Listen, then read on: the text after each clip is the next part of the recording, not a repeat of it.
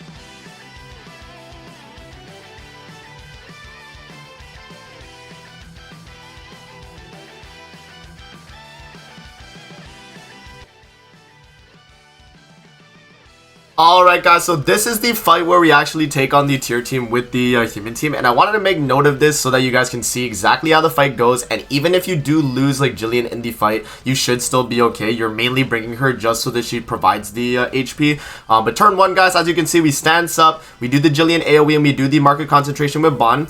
So obviously being able to market concentration in the tier is going to be really good, and you want to get some good card RNG men here. And another thing too is a lot of the fights are reliant on the enemy getting a really bad card RNG, you know, so that's the whole thing with Heroes Arena, right? It's going to be a thing like that. So yeah, we obviously do kill the tier right there, and then we start focusing down the other characters. And yeah, I mean, this kind of run, like, it's going to take like multiple attempts for sure. It took me a while, but like, look at that, where the AI actually like targeted Jillian, but only used like DN cards. Like, that's what you really want. You know what I mean? Because if you get in a situation like that where you can't really do that, then you kind of get screwed. So yeah, man, definitely some stuff that could mess up your run for sure. But yeah, I mean, we did pretty good though. You guys can see Jillian is taking a ton of damage, but she heals 20% of her max HP, guys. It's a really strong effect that she does have. But yeah, the DN does have a Charmio link, so definitely bear that in mind.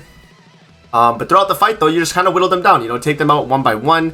Maybe even taking out Brunhild before the Diane might be a good idea, because she doesn't have like a Tarmio link or anything. But Diane is very annoying because of the fact that she has the damage cap for the entire team, right? That's pretty much the issue that arises, is that like you have to like kind of, you know, whittle her down. And yeah, I mean, if you have introductions from Arthur though, you can kind of spam it, right? So it's not like the end of the world, but yeah, definitely something you guys want to take into account. Yeah, that's pretty much the strategy for this. Everything else is fairly straightforward, you know, just straight life stealing, doing what you need to do to actually heal up. And yeah, and then right here I actually did do a, I think I had a reset here, no? Or I think I do finish it off. I actually forgot. I think this might have been a reset right here. Yeah, so pretty much what I do here is I do the Arthur ultimate, and then I do like the attacks, if I'm not mistaken. I think that's what I do. And then yeah, it does become a reset. So I'll have to pause the video right here. Give me 1 second.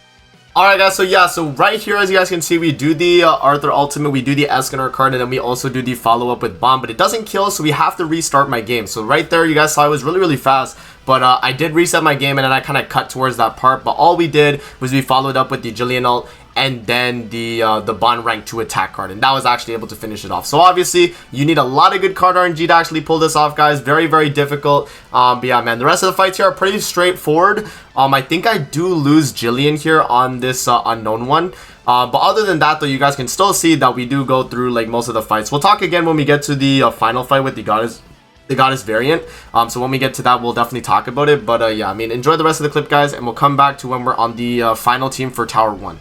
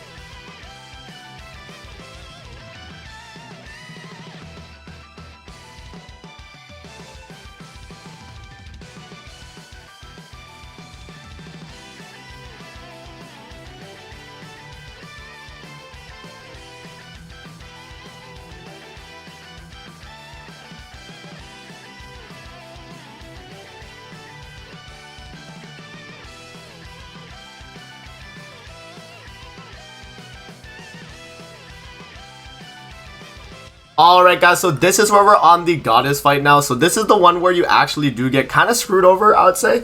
Depending on like what your setup kind of looks like. But yeah, I mean, goddess team is very, very difficult to fight through. They're just very, very tanky, man. And it's a little hard to kind of take them out.